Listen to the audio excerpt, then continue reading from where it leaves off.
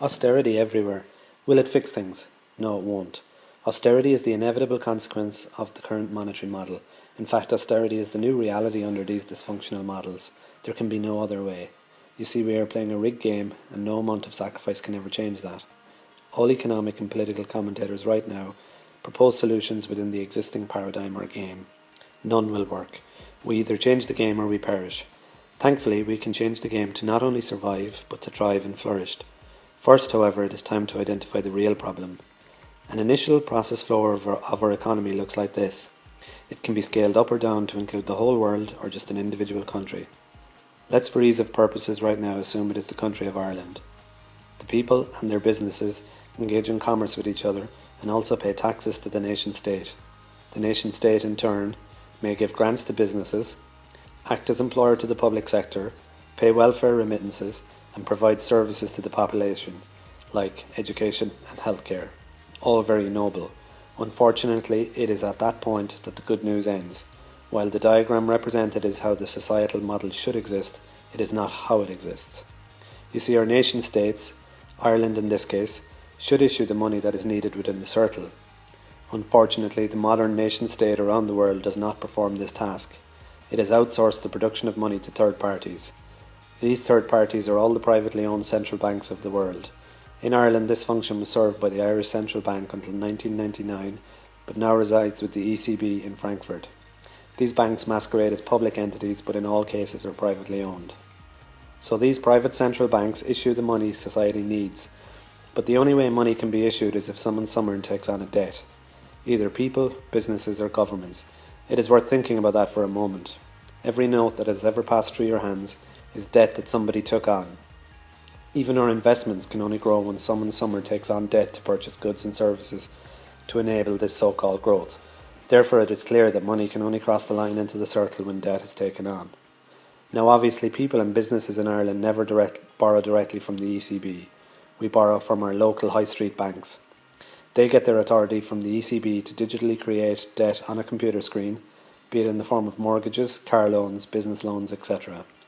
When our government invariably fail to balance their budgets year on year, they borrow directly from the central bank they report to. In Ireland's case, the ECB, in the case of America, the Federal Reserve, England, the Bank of England, etc., etc. This may often happen via the bond market, which is just another layer between government and central bank, however differently it may be spun. So the true loop is now apparent. We are all at the behest of privately owned central banks.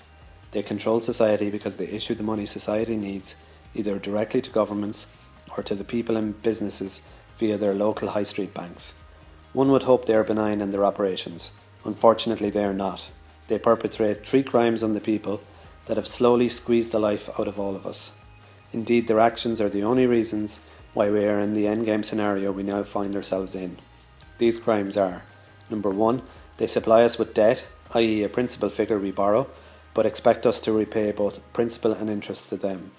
The interest owed to them does not exist anywhere in society. Number two, they are the main reason everything costs so much. They artificially drive up the prices of everything.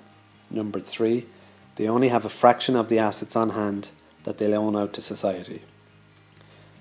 Society only sees the principal of the debt owed and never the interest. The question then becomes, if the interest is never supplied, how can society pay the interest? We can't pay the interest back across all of society, except in exceptional circumstances, as we will see soon. In truth, this model should only last for a very short time frame before it all comes crashing down.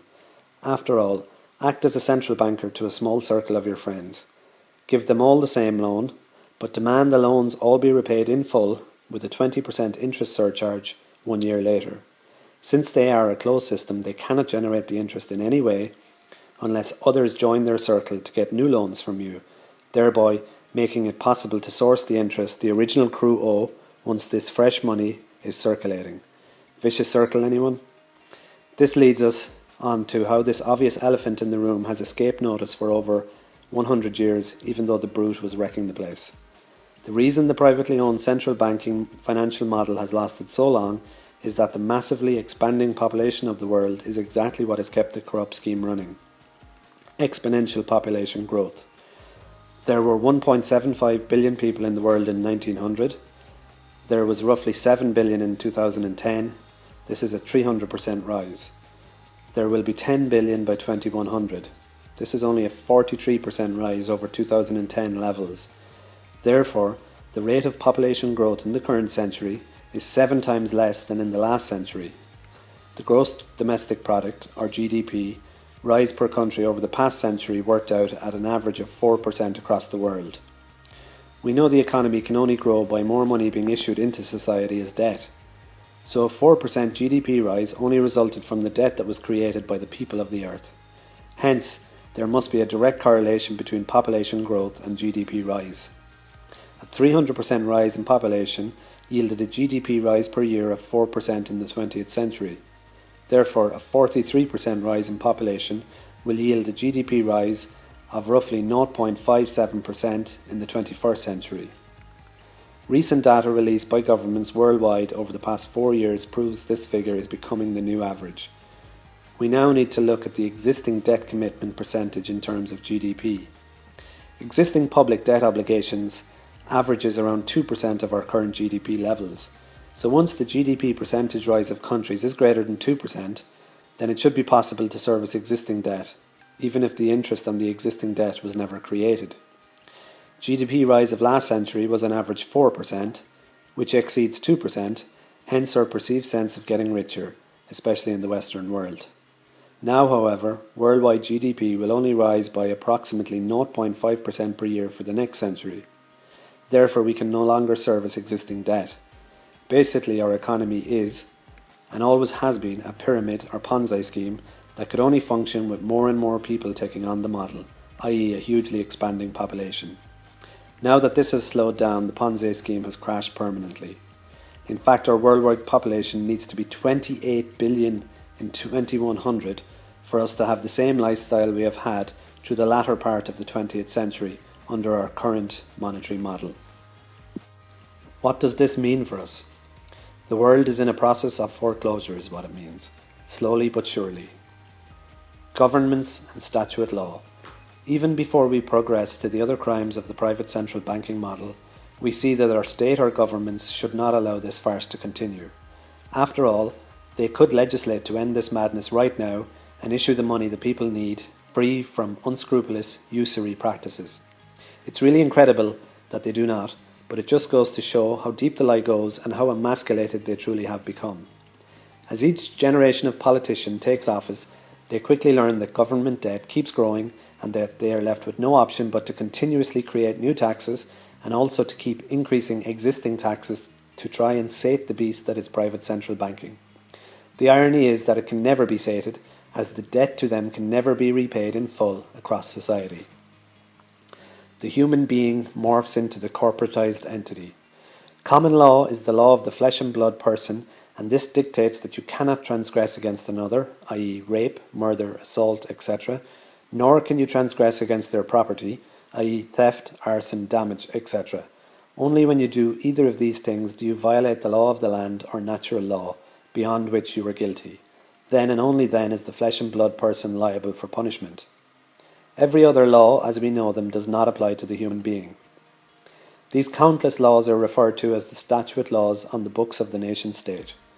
Crucially, it must be pointed out that the nation-state is not the land, and so the laws of the state only apply to the corporatized version of the human being.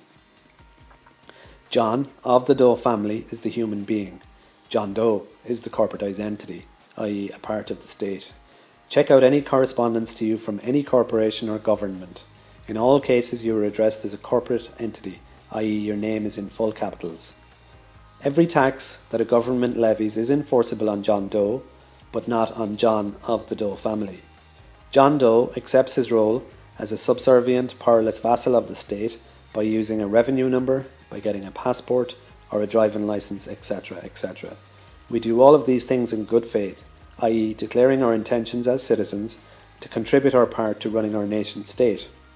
However, our nation state is not being run ethically because our governments have outsourced the production of money, and this outsourcing has caused tyranny. Therefore, it is not unreasonable that our compliance with the state should be reaching breaking point. Why should we continue to accept statute law enforceable on the corporatised version of ourselves, when it then forces us to pay excessive taxation via our governments back to the private central bankers. Of course, any state official would scoff at the idea that one could be exempt from this system, but this is true. The flesh and blood person is not liable for any of these taxes if he or she chooses to opt out. Only the corporatised version of you, i.e. John or Jane Doe, is liable. Another thing a state official may scoff at is the notion that all monies raised are for paying debt obligations to private central banking. They would argue it is to pay wages to public servants and to welfare recipients. Then one is called immoral and a thief by refusing to pay one share towards this noble concept of supporting fellow society members. The fear of ostracisation and ridicule keeps everyone in check. However, our government only needs to pay high wages to these people because invariably these people also owe large sums of money to the private central banking model via their local high street banks that they struggle to service too. It's one huge vicious circle where the money can never get repaid across society. The cat and the rats analogy. Of course, if you have three subsets of society competing against each other so much, like the state, the people and the businesses, then eventually the strongest will win out. That is the state. After all, through statute law, they have the corporatised citizens on the hook, both financially and morally. Hence, when times are tough for them, they will simply raise their prices, i.e. taxes. The individual is left with no option but to pay up as long as they accept their role as a servant or vassal of the state. An example for us in Ireland right now is the move to both property and water taxation. If you had a rat problem, you may try to trap them and starve them.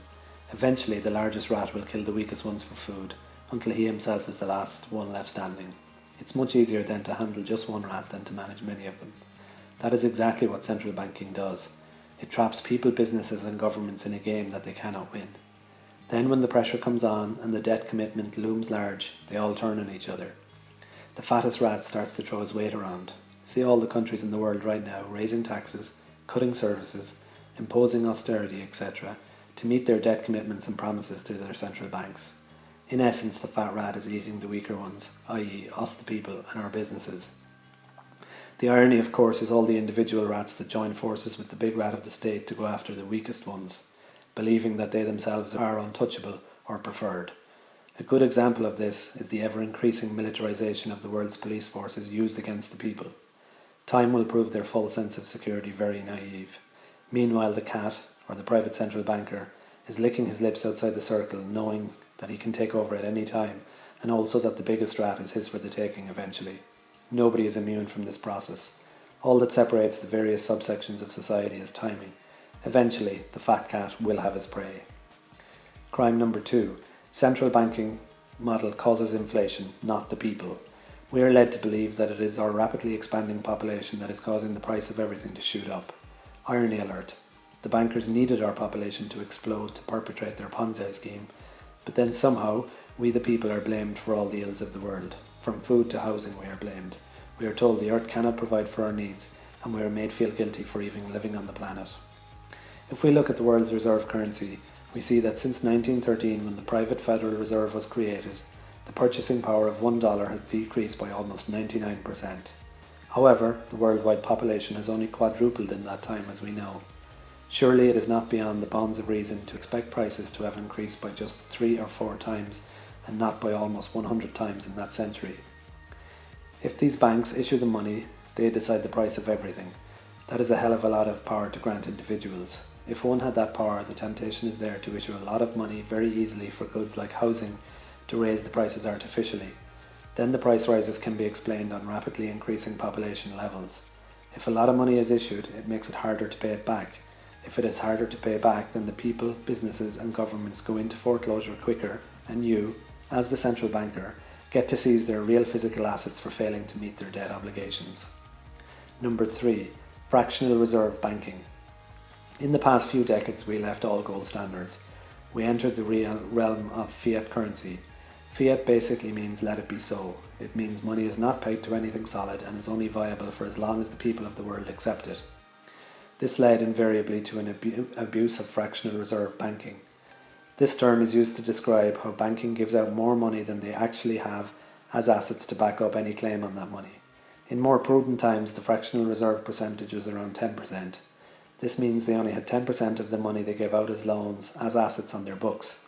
However, during the past decade, this was shamelessly violated and often could be as low as 1%. We now know the first two sins of our current banking model. They never issued the interest, and they are almost solely responsible for raising the prices of everything. The irony is that when they artificially raised the prices of everything, their fractional reserve ratio kept falling, i.e. they had less and less assets on reserve to back up the loans they were making. Let's digress for a moment and analyse a modern couple taking on a mortgage in 2006. John and Jane bought a house in 2006 and obtained a mortgage for $250,000. Let's apply the facts we now know about private central banking to their case.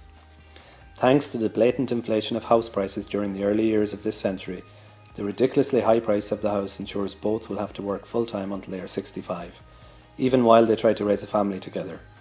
Over the life of the mortgage, they will pay close to $500,000 in principal plus interest. The extra $250,000 they owe in interest does not exist anywhere in society. They will have to work extra hard to try and obtain it.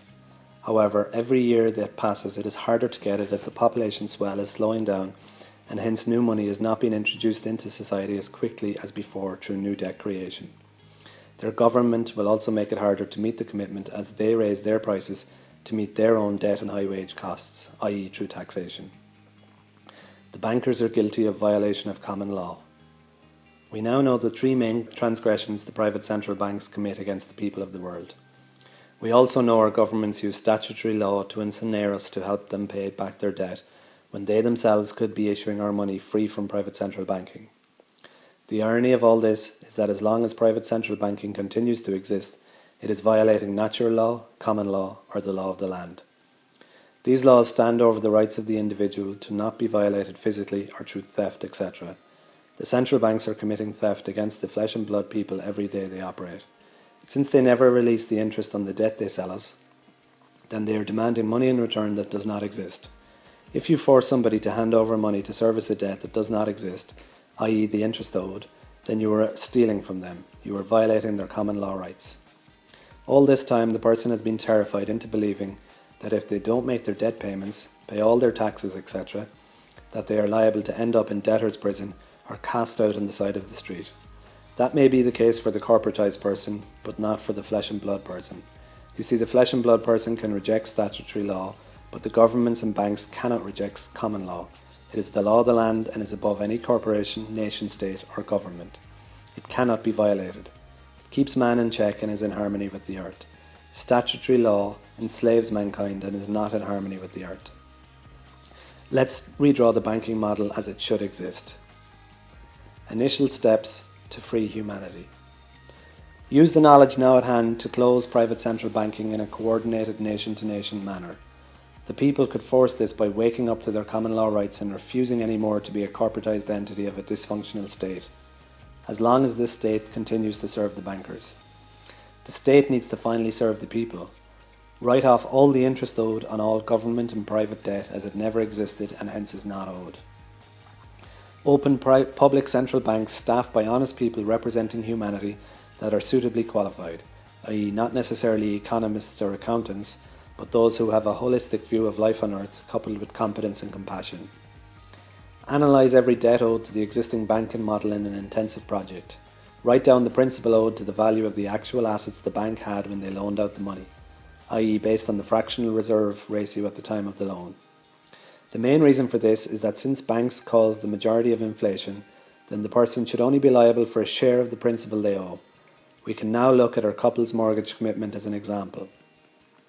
The original debt loaned was $250,000. The total due with interest is $500,000. The interest instantly written off is $250,000. The fractional reserve ratio is 10% at the time of the loan. Then the debt owed is actually $25,000, now owed to the new public central bank.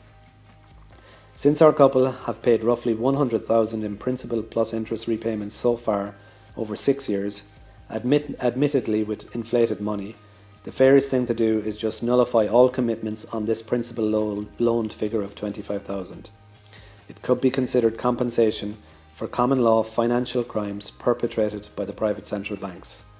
The deeds to their property should be returned to them and to all others in a one-off, legitimate, common law sanctioned debt amnesty. When the private central banks are shut down, the real physical assets that they have stolen from the people over centuries need to be returned. These resources and money, amounting to unimaginable, hidden, off-balance sheet wealth, can be used as collateral to fund the new financial model. We should also then return to a situation where our future money is backed by real things like our environmental health, example, how healthy is our food from the ground, by assets like gold, etc., etc., in essence, by a basket of goods and standards that cannot be violated or corrupted. Now that public central banking exists, redesign daily life to deleverage the power of money. We need to redesign society as well as having redesigned our banking system. Even though good honest people now run our public banking, can we be 100% sure that incompetence and or corruption will not creep back in again over time? We need to deleverage the power of money to make its place in our society significantly down the list of priorities. Abolish most taxation as it will not be needed. The majority of taxation will cease to be needed and hence will not be levied. Remember, governments paying off debt to private central banks will be eliminated and they will need to pay vastly reduced wages to public servants and remittances to welfare recipients, as these people will also be free of the tyranny of most debt. In fact, we could easily have just one flat income tax levied across every member of society of, say, roughly 10 to 15%. Paying this could be a compromise the individual makes to society and to fellow man, i.e. a continuation of statute law, albeit in a much reduced manner. This will be sufficient for governments to recycle money through their coffers to pay both salaries, welfare, and also for public services. Identify the real needs of people. We should ask ourselves what are the essentials that we need in order to survive. I contend that it would be the following three things. A. Home and transportation energy. B. Food. C. Water. Wouldn't it be great if we could possibly decoupling from needing money to provide for these items in our lives? I.e. if everyone on the planet had access to these things without ever fearing they wouldn't be able to get them, or ever needing money as we know it to buy them. Surely that's a ridiculous pipe dream. Or is it? Release free energy technology now. Nikola Tesla knew how to give out free energy to the masses 100 years ago. He was commissioned by J.P. Morgan to build Wardenclyffe Tower in and around 1910. Morgan thought it was a radio transmitting tower, and it was only that Tesla let slip the fact that it also beamed free electricity to people that the project was shut down. It was nearly complete at this point and stood as a silent monument to one man's greed for a long time. Tesla understood the interaction of the incoming solar wind particles, the magnetic field of the Earth, and the resultant electromagnetic field that is created. He was a visionary who knew that free energy was limitless and easily tapped. All efforts since then to release free energy have been ruthlessly blocked. Of course, Tesla was not the only solution provider. As if we needed further proof that Mother Earth is an infinite provider of exactly what we need, we have many other free energy formats. For those who would scoff at the suggestion that free energy exists, I would use the example of consumer electronics. 20 years ago, 95% of the world's population used pen and paper. Now, iPhones, iPads, and nanotechnology-driven devices are everywhere. Are we so naive to believe that when it comes time to recharge the batteries of these devices, that technology has not moved on in the area of energy generation in a similar exponential curve? We have been duped. Free energy exists. Not only that, but once we close the private central banks, the credits that people will have built up in compensation owed to them for crimes perpetrated against them will fund this new technology in their homes for house electricity and in their cars for free car energy. Imagine, no more utility or petrol bills. This is the infrastructure that can be built into our lives to deleverage the power of cash. Healthy food and water for free. Similarly, this technology investment credited back to people can extend to building permaculture and aquaponics solutions in our local community that provide organic, high-quality food in perpetuity. Unlike free energy, this does require manpower to yield its produce, but again, we can offer a few hours a week each to a barter economy to ensure that we can take our weekly fair share of this food to feed ourselves and our families. This is real infrastructure that provides our needs without needing money to source to purchase the items. The same could be done by a massive program of drilling water wells and using free energy devices to pump fresh clean water from deep within the earth. Barter economy. These two words often cause outright laughter amongst many people. Yet money itself is just a form of barter. It is just a token meant as a means of exchange. However, we have seen the carnage caused by those who own the issuance of money. We could own the issuance of some money in our communities. By this I mean we could trade with each other free from the need to use centrally controlled money. It is very simple and could be done as follows. Align into groups of 500 or so people locally. Declare any and all skills, services, goods that you are capable of offering or trading. Practically everyone has something to offer. Even the little old lady who can't do anything physical can offer soft skills, be it in the form of nurturance, guidance, etc. Set up a rotating committee of people who assign points, i.e. the equivalent of price, on these items that the people are offering for trade. Ensure the price committee rotates so the system is not abused. Set up an online trading account for everyone. Their account now credits when they do work or sell a product to others. Their account debits when they buy or get work done for them. Our debt is never to those who do the work for us, but to our accounts. This ensures there is a circular motion in process. Never allow anyone to go too far into credit or debit, i.e. one's account locks up when they reach a debt limit and then they have to trade their way out of it. Similarly, if you have too much credit built up, you need to spend your balance. This means the system never gets locked up at either end. A system like this puts no limit on work. In fact, an infinite amount of work can happen in it. Community work is infinite, and a barter economy ensures everyone is in employment in perpetuity. This is vastly different to the current model, where work is limited to the amount of money others can get their hands on to buy the goods or services on offer. It causes unemployment and scarcity. Community trading creates unlimited creativity and values all work, not just consumerist work. It would be expected one only has to work around 20 hours per week in a system like this to obtain those extra goods and resources needed, over and above those not already offered by the aforementioned infrastructure upgrades. Our local food economy could work through this system. Remember, our startup fund and rebates from the setting up of a new financial public central banking model will build a lot of the infrastructure like greenhouses, machinery, seed, etc. However, to get food in perpetuity, we will have to barter time to the model. Not all of the people, just those who wish to make it their work or who love to do it, but it will still need to become part of the barter economy.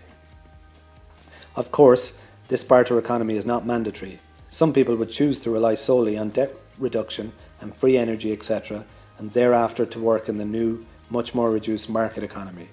That is entirely fine, but to me it makes sense to avail of a local model that owns money production itself. Creative explosion. We have simply no comprehension of the creative explosion that will sweep over our planet when we are free from debt tyranny, have our basic needs met in perpetuity, and are not forced to work excessive hours every week. Work will be a small part of our week, and for once this work can be our passions. The majority of this work can be in our local communities, and so we can cease to commute large distances to jobs that often just serve one purpose currently, i.e. that being to keep the wolf from the door. Market economy can then be born on these strong foundations. Now, a new form of the market economy can be born on all these strong foundations. If people have all this security, the scramble to gather scarce monetary resources will be eliminated. It is at this point that we can introduce a monetary or cash economy. Unlike before though, it will not dominate 100% of our lives, but will more likely only account for approximately 20% of the annual commerce of any country. The need will simply not be there, and as a result the majority of people will not be consumed by it. We have to do something. We are being led to the slaughter. It is only a matter of time before the private central banking openly declares, through statute law of course, that they officially own you, your property, and your society. Will your flesh and blood person allow this to happen through guilty association with your corporatized self?